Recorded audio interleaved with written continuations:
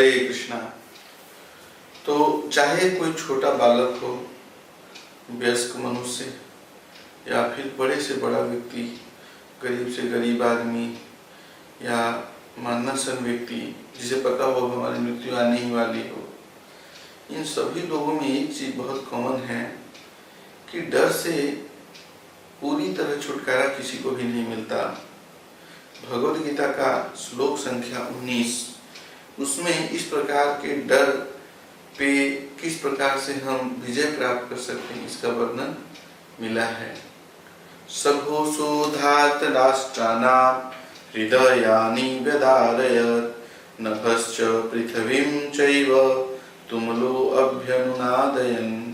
इन विभिन्न शंखों की ध्वनि कोलाहल पूर्ण बन गई जो आकाश तथा पृथ्वी को शब्दायमान करती हुई धृतराष्ट्र के पुत्रों के हृदयों को विदीर्ण करने लगी। तो हमने पिछले श्लोकों के अध्ययन के दौरान ये सूचना प्राप्त की थी कि वैसे तो दुर्योधन बहुत कॉन्फिडेंट था अपनी जीत को लेकर, क्योंकि उसने जो एनालिसिस किया था उस एनालिसिस के हिसाब से विक्ट्री जो है उसके पक्ष में ही होनी थी।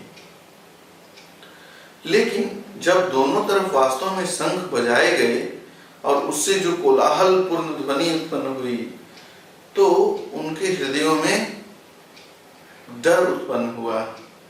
लेकिन इस श्लोक में एक विशेष चीज बताई गई है कि धृतराष्ट्र के पुत्रों के हृदयों को विदीर्ण करने लगी। तो धृतराष्ट्र के पुत्रों को क्यों?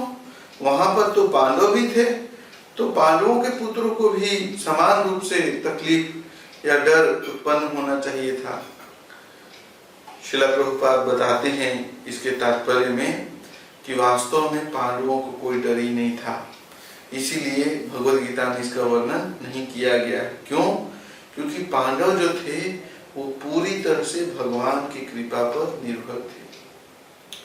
तो भगवान की कृपा पर निर्भर होने के कारण उनके हृदय में कोई डर नहीं था, यद्यपि वो ठीक युद्ध भूमि में खड़े थे जबकि अब युद्ध स्टार्ट ही होने वाला था। उन्हें पता था कि ये युद्ध ऐसा है कि या तो मारो या मारे जाओ, फिर भी उनके हृदय में डर नहीं था। तो ये बहुत विशेष स्पेसिफिक आप कह सकते हैं कि योग्यता है उस व्यक्ति की कि जो डर पे जीत प्राप्त कर सकता है अगर वो भगवान के चरणों में पूरी तरह से शरणागत हो।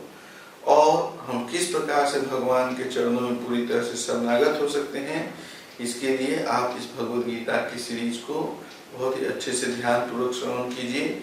इस डिवाइन ऋषि भक्ति वेदांत स्वामी प्रभुपाद जी के द्वारा ये बहुत सुंदर तरीके से समझाया गया है, बताया गया है, और इसके पूरे अध्ययन के दौरान हम निश्चित रूप से समझ जाएंगे कि किस प्रकार से हम परमेश्वर की शरण ग्रहण कर सकते हैं। सामान्यतया कई बार लोग ऐसा सोचते हैं कि जस्ट मैं जाकर भगवान को बोलूँगा भगवान मैं आपकी शरण में हूँ, और उसके बाद बाहर जाकर मैं कुछ भी करूँ एंड फिर भगवान सब कुछ देख लेंगे। लेकिन वास्तव में ऐसा नहीं होने वाला। अगर आप इस तरह से भगवान की शरण ग्रहण करेंगे तो आने वाले कुछ समय में आप फ्रस्ट्रेट होकर भगवान की भक्ति छोड़ देंगे, क्योंकि भगवान फिर वैसा ही आपसे आदान प्रदान करेंगे।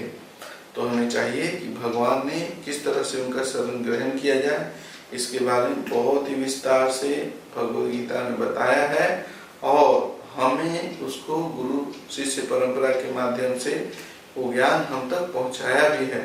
तो हम उसका लाभ उठाकर भगवान के शरणागत होने की कला को सीख कर और अपना जीवन को निर्भय, पूरी तरह से निडर और निर्भय बनाकर जी सकते हैं। हरे कृष्णा।